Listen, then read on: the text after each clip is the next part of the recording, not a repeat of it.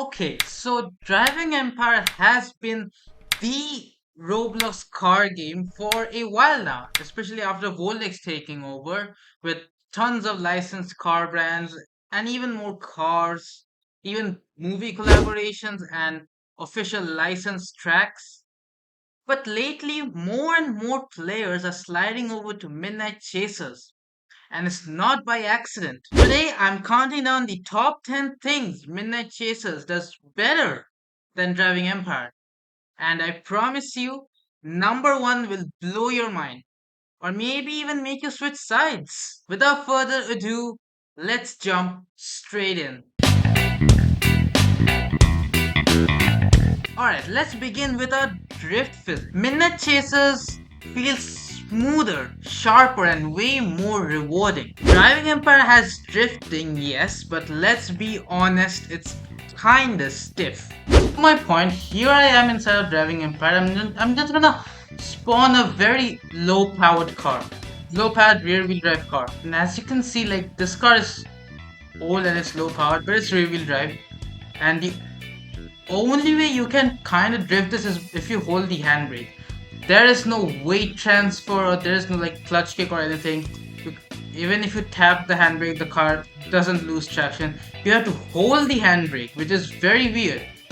And even then, this car really struggles to drift. But if I spawn a faster car here, let's take this one for example, and if I try to drift this one drifts easily, but it lacks precision.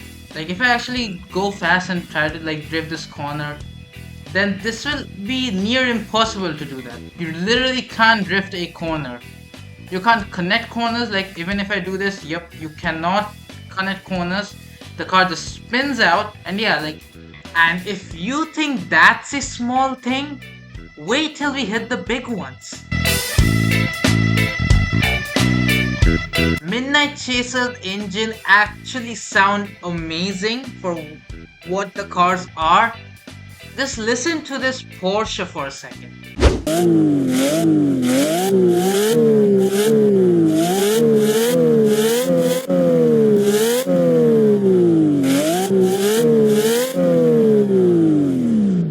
And now listen to this Porsche. Basically the same Porsche inside of Driving Empire.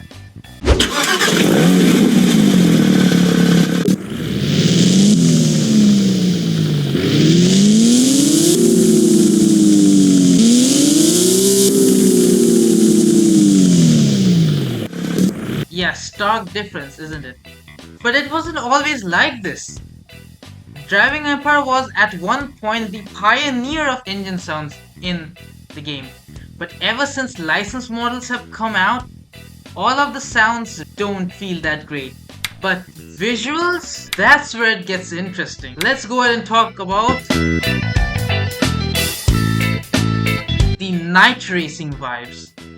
The city lights, the neon reflections. Midnight Chasers nails the Tokyo street racer aesthetic. It feels like you're actually part of a bigger picture. If you go over to the Rainbow Bridge Sprint, you can just take a few photos and it really immerses you in. Driving Empire's map is, let's be honest, very old at this point, and Driving Empire feels a bit too cartoonish with the lighting as well as the map design. Yes, there's a new map on the way, but as it stands right now, the map and the feel isn't really immersive. And speaking of maps, here's the real deal breaker. From highways to drift zones to crazy circuits, Midnight Chasers feels fresh every time. Driving Empire, with the removal of the global multiplayer, it's kinda hard to host a race, especially with the types of people who just kinda leave. And it's not just about racing, it's also about community. Midnight Chasers lobbies just feel alive. Every time I hop into a public server, I see people talking, commenting on cars, hosting car meets. and in fact just having a blast playing the game.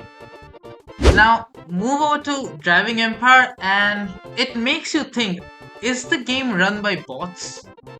Nobody talks in the chat. Everyone just kinda just moves around kinda robotically, drives cars very robotically as well, doesn't even want to race you. It feels very artificial. But this was about the community. Let's talk about one of the biggest problems in Driving Empire. The In Midnight Chasers, you don't need to grind for months to get a fun car. It's very easy to get money. In fact, I got 500k in just around 10 minutes of grinding. One of the main things is the car prices actually make sense inside of Midnight Chasers. In Driving Empire, yeah, you can say the same thing. A Yesco costs 16 million. A Lamborghini Phenomenal costs 9 million. All of the Lambos are extremely overpriced. The Venom F5 is 8.5 million. It's just such a big hassle for people who want to grind. And now with the removal of global multiplayer, yeah, you are basically cooked if you want to actually grind. Because nobody races, as I mentioned. But now, let's get to the customization. This one's a biggie. Midnight Chasers gives you more freedom with builds. For example, you can paint every single body panel, every single color scheme, every single accent. Even some cars even let you paint the stitching on the interior. But in the case of Driving Empire, the customization is decent. Body kits are there for certain licensed cars. But then again, they are licensed cars, there are some restrictions. It doesn't allow that many various options. Midnight Chasers feels like the cars are more personal. But the next one hits right in the gameplay loop. In Midnight Chasers, the races actually feel worth it. Win or lose, you're progressing. Driving Empire sometimes feels like you're just racing just to stand still. But here is the biggest issue with Driving Empire, which Midnight Chasers solves effortlessly. The fun factor. Midnight Chasers isn't really trying to be a hyper-realistic simulator. It's based off of No Hesi, which is based on Assetto Corsa. Now Assetto Corsa is paid, but Midnight Chasers is on Roblox, it's free, and it looks good as well. So it's just fun overall to just swerve in and out of traffic. It adds a lot of replayability because you cannot really guarantee how the traffic is gonna flow. So those are all the reasons as to why Midnight Chasers is better than Driving Empire. Now, Driving Empire is good on its own. Midnight Chasers is also lacking in some aspects as well. But these are some of the few reasons people actually choose Midnight Chasers over Driving Empire. I hope you enjoyed this video. If you did, be sure to drop a comment on which game you prefer. Hit that sub button so you don't miss the next video. Check out this video on screen, which is about why so many Driving Empire players are switching over to Midnight Chasers. And that's all from me. Take care, everybody.